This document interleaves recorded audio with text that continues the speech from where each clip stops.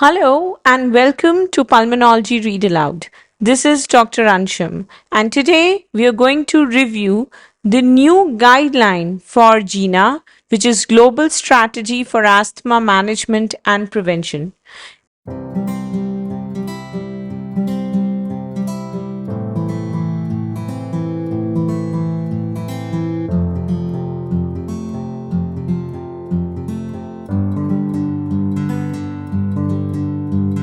Let us start with the changes in the diagnosis as well as management of asthma in adults and adolescents. So, the GINA guidelines give a lot of importance to a good history and a good diagnosis for asthma. And here they have time and again outlined the importance of variability in not only respiratory symptoms but also diagnostic tests like the lung function and lung capacities.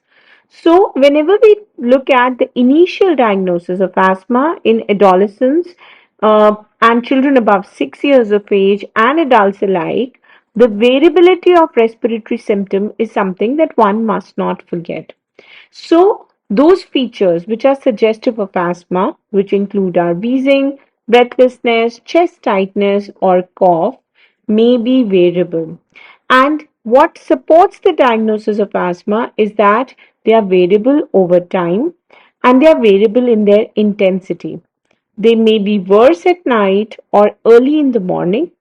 They are often variable because they are triggered by certain allergens, they are triggered by certain circumstances and environments like cold air, by exercise, by laughter, and they often worsen after exercise, but again, this may be very distinctive.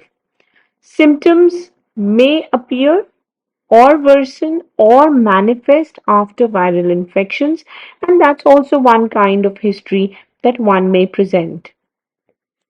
So, this variability in symptoms and variability in expiratory airflow are the two distinctive characteristics of asthma that one diagnosing it must remember. So, although assessment of lung function always remains as the first option for confirming the diagnosis, we must remember that it may also be normal at few circumstances when the patient presents to us. And that would not mean that asthma is entirely ruled out. So then what do? We also add other diagnostic evidences which may include biomarkers. And in my first video in this series, I have basically outlined the role of biomarkers because GINA guidelines has very well taken up this point in this 2025 statement. So if you haven't seen that video, I am going to be attaching a link for it. That this role of biomarkers still is limited but is expanding. And so the new diagnostic flowchart has added that also. And this flowchart, which is for the diagnosis of asthma, it has been updated, it is changed from its previous versions. So let me read out this flowchart for you. Firstly, you have to find out if your patient has chronic or recurrent respiratory symptoms and are they typical of asthma.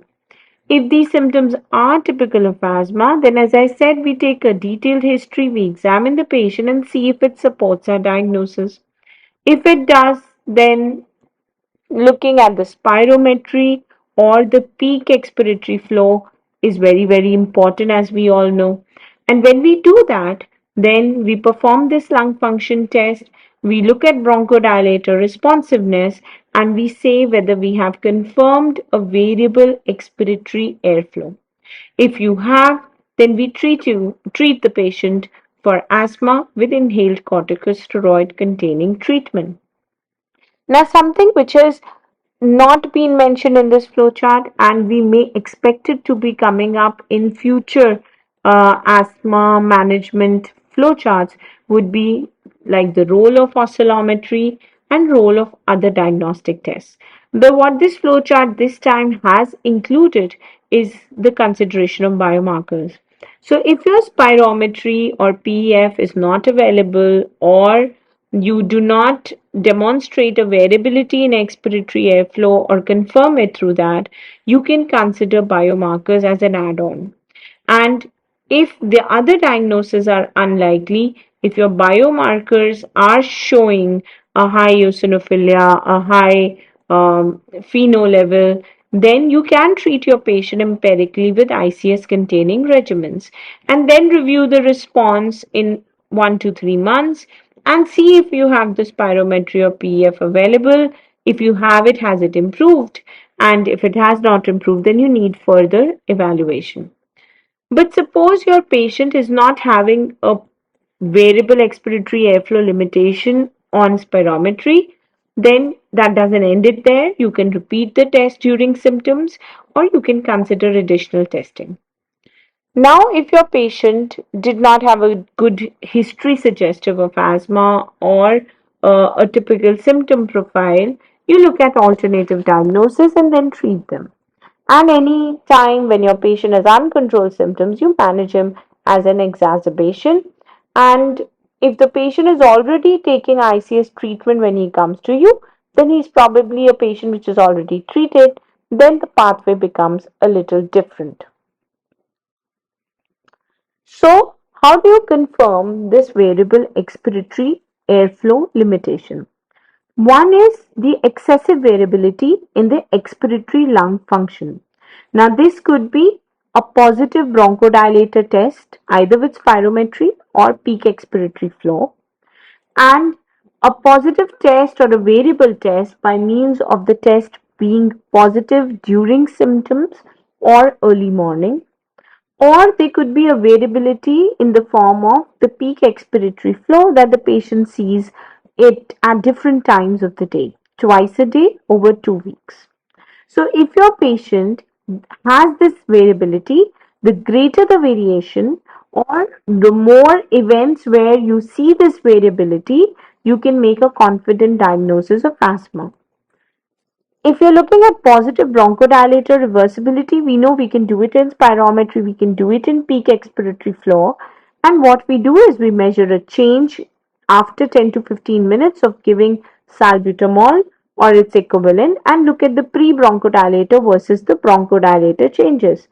And if you're using these bronchodilators, then we always have to remember that we have a period where the patient has not taken his SABA or his LABA before we do the test so that we have the right diagnosis. In adults, this increase in FEV1 or FVC of more than 12% and more than 200 ml demonstrates a change or variability and a bronchodilator responsiveness. If this change is more than 15% and more than 400 ml, or the peak expiratory flow is increasing more than 20%, then also you can give this diagnosis with a greater confidence. In children, they mention an increase from the baseline in FEV1 of more than 12% predicted or PEF of more than 15%. And when we're looking at diurnal variation of PEF, a variability more than 10% average daily, and in children a variability more than 13% can confirm variable expiratory airflow in your patient. Now, if you give your patient a treatment trial, then after 4 weeks of ICS containing treatment, you can do a follow up lung function and demonstrate that the patient has improved. This also constitutes as confirming the variability of expiratory airflow in an asthmatic.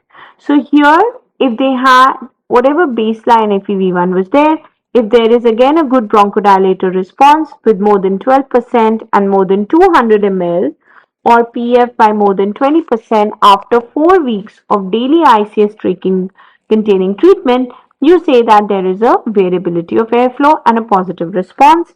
And in children, again, the criteria is 12%.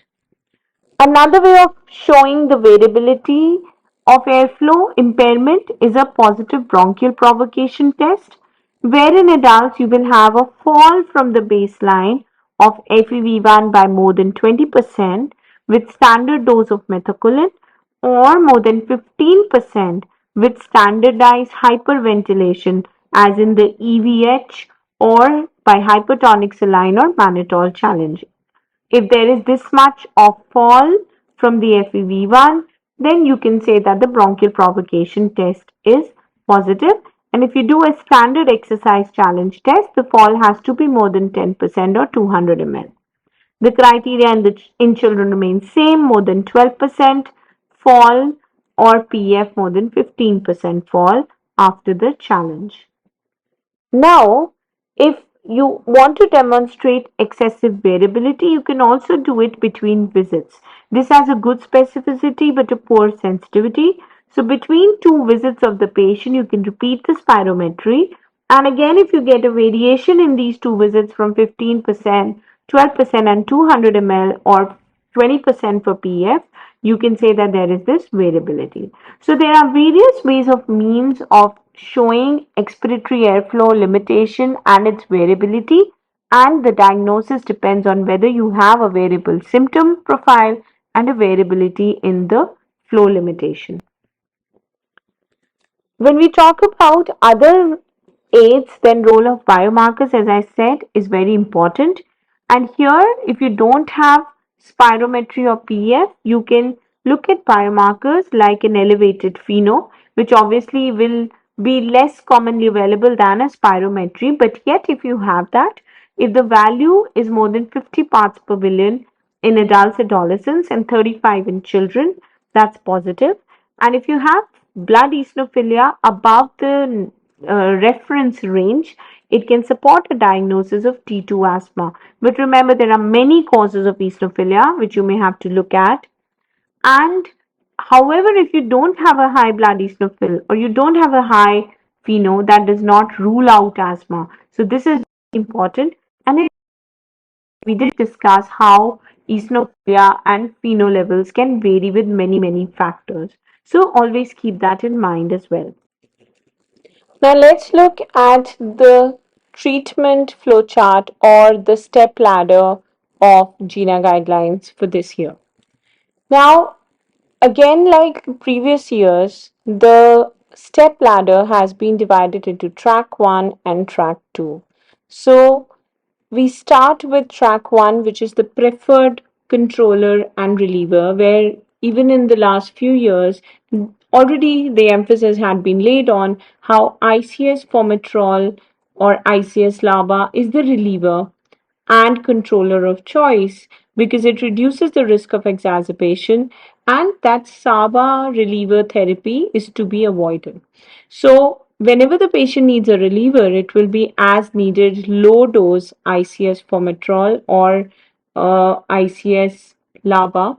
And the steps would start with anti-inflammatory reliever only as the mainstay. So low dose ICS formoterol as the anti-inflammatory reliever, or in step 3, because steps 1 and 2 were combined last time, step 3 would be marked with low dose maintenance of ICS formoterol. Step 4 would be marked with medium dose maintenance ICS formoterol, and step 5 would be an add-on LAMA. So, in addition to the maintenance and reliever therapy MART, there will be an add-on LAMA. So, it will be a triple therapy. And then we would phenotype this patient, consider a trial of high dose maintenance ICS formoterol, and consider biologics or anti-IG, anti-IL-5, 5 receptor, anti-IL-4, and anti-TSLP, which is included in the severe asthma statement. The track 2 was not the preferred track, but an alternative track where ICS is not available. And here, before considering this regimen with SABA reliever, it was important to check if the patient is taking his daily controller. So if you don't have ICS LABA combination, then only SABA was preferred. So step 1 was reliever only, and if the patient is taking SABA as the reliever, then he must take ICS with every dose of the SABA he takes. Step 2 was low dose maintenance ICS. Step 3 was ICS with LABA. again with the reliever as SABA or ICS SABA, where you cannot give ICS LABA as the reliever. Step 4, medium dose ICS LABA, and step 5 would have been the same. Let us now look at asthma diagnosis in children less than 5. Now, this has been one major aspect of GINA 2025 this year, that a lot of information about the diagnosis and management of pediatric asthma has been included. This section has been extensively reviewed and revised by pediatric members of the GINA Science Committee, and the most important change here is in the way that we diagnose asthma in children. Now, they have very clearly shown that the diagnosis of asthma in the pediatric age group can be made, and there has been an advice on how you can go about it. So, there are three criteria that are helpful for this diagnosis, and so these three criteria are: first, a presence of recurrent acute episodes of wheezing with or without interval asthma like symptoms. Two, the assessment that an alternative diagnosis is unlikely to be causing these symptoms. And three, a timely response to asthma treatment. It is very important to have all of these to ensure that we say that this child is suffering from asthma if he is less than 5 years. So these diagnostic criteria have clearly outlined how you can call a child as a suspect or a confirmed asthma child. So the recurrent acute episodes of wheezing, or it could be at least one acute episode of wheezing with asthma-like symptoms between these episodes, that has to be your first confirmed clinical criterion. And when you say confirmed, it means that the wheezing has been documented, or a response to treatment for wheezing or this acute attack has been documented, and this documentation should preferably be by a pulmonologist, a pediatrician, a medicine specialist, so a trained healthcare provider, or it could be convincingly described by the parent or by the caregiver. So that will be an alternative to distinguish it from other respiratory noises that can occur in these little children, such as a stridor, where you need to distinguish it. Now, this is very, very important. And what they've added on to it is that when you have such a medical history, based on that thorough medical history and examination, you should have no other condition except for, say, a concurrent viral respiratory infection, which is likely to explain these symptoms. So, only if this child has had, say, a recurrent viral episode of bronchiolitis resulting in a wheeze, that's a different matter, but there is no other significant alternative explanation for these recurrent episodes. And for your differential diagnosis, you have to have this documentation. You don't need a particular imaging or a lab test in these children less than 5 years to confirm that. Also, whenever this child has an acute wheezing episode, it's very, very important that we have a documentation of a confirmed improvement of respiratory symptoms and signs with the treatment. So, this timely clinical response to asthma medications could be either a short term response to a short acting beta agonist, say within minutes during the acute wheezing episode for that child, or if it's a more severe episode, once within 3 to 4 hours of instituting SABA and OCS. Also, when you are instituting SABA, it could be 20 minutes, it could be 60 minutes, but there has to be a significant improvement of this. Or there could be, if the patient is being treated at home, so the parents say that the child was being managed by nebulization at home, and this child's wheezing or breathing difficulty improved again once we gave him SABA, again within 20 to 60 minutes after SABA. Or when this child is on a trial of inhaled corticosteroids, and we give him a daily inhaled corticosteroids. So during a 2 to 3 month trial of a daily inhaled corticosteroid, say 100 to 250 milligram microgram per day equivalent of fluticasone propionate, or 200 or 100 microgram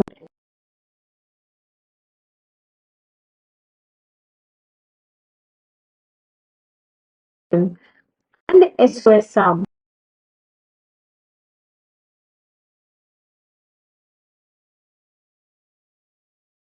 Child's acute wheezing episodes or asthma like symptoms between these episodes. And if you've had that, then you can say that this child has childhood asthma. So, all the three criteria are very important for diagnosis in such small children. When we're talking about acute wheezing, this wheezing, the use of accessory muscles, the difficult or labored breathing, it should be more than 24 hours. When we're talking about asthma like interval episodes, we're again talking about a cough that doesn't go, a wheeze that comes after the child plays or cries or laughs, or when he's sleeping, he wakes up in the middle of the night with wheezing. And if only one or two of these criteria met, then you would say that this child has suspected asthma and you would continue to follow him up. Again, a personal history, a family history of allergic disease, if you have, then that's also corroborative. And but it is not always required because it is not very specific. But if you have it, then it will be helpful. So next, the guidelines talk about the indications for a treatment trial to confirm that this patient has asthma. The third possibility, where the patient is taking home treatment and you prescribed inhaled corticosteroid daily for 2 to 3 months. So when we give this trial, we must give and consider for children less than 5 years a trial of SOS SABA for 2 to 3 months if this child does not have very frequent or if this child has usually mild wheezing episodes where he does not require severe escalation of treatment. So whenever your child has very mild intermittent asthma like symptoms between an episode, say less than twice a week, or very mild symptoms which are not interrupting his day-to-day activity, then probably you can give an SOS SABA for child less than 5 years of age. And I'm again and again emphasizing for a child less than 5 years of age because this is not true in adults and adolescents. The second trial that one can give could be a trial of daily ICS plus SOS SABA. And again, please concentrate on the fact that there is no LABA in this regimen less than 5 years. The GINA guidelines are not mentioning LABA at all. So, SABA and daily ICS for again 2 to 3 months. If your child is having more acute symptoms, he requires acute care, he requires OCS, or he requires hospital admission in the past 1 year, and his symptoms are also more frequent. So if the symptoms are mild, just an SOS SABA, and if the symptoms are more, then a daily ICS plus SOS SABA can be tried for this group of population. So, what is the typical GINA step up treatment chart for such children? Now, this section has been revised and this treatment figure has been updated. For children who have asthma symptoms less than 2 days a week and who do not have a history of severe wheezing episodes, still we do not have enough evidence for daily controller therapy. So, for step one management of these children less than 5 years of age who have very mild or very infrequent symptoms, GINA does not consider daily controllers and it considers intermittent short course ICS whenever there is a viral illness which may lead to such wheezy illnesses. However, when you look at escalation of treatment, the step 2 talks about a daily low dose inhaled corticosteroid in these children. And there are a lot of studies of anti-inflammatory reliever therapy with low dose ICS formoterol which are underway in children, but yet it is not a part of the management algorithm as yet of children less than 5 years of age. When we step up the treatment to step 3, we double the low dose ICS. Again, no role of adding LABA as of now, though trials are underway. And in step 4, we continue our controller, and then we can probably phenotype this child.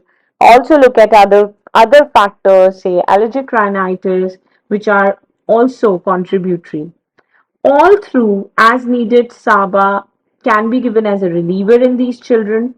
And for children less than 5 years, also in step 2, a daily leukotriene receptor antagonist or intermittent short course ICS at the onset of respiratory illness is allowed.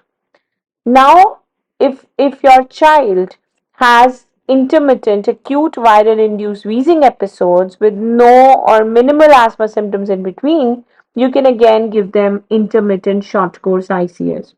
If the child has symptoms that are not well controlled or there are one or more severe exacerbations, as I said, we would go ahead and do daily low dose ICS. And before we step up, we have to rule out other alternatives. We have to look at how the parents are giving the inhaler, how's the adherence, and what are the exposures in and out of the house.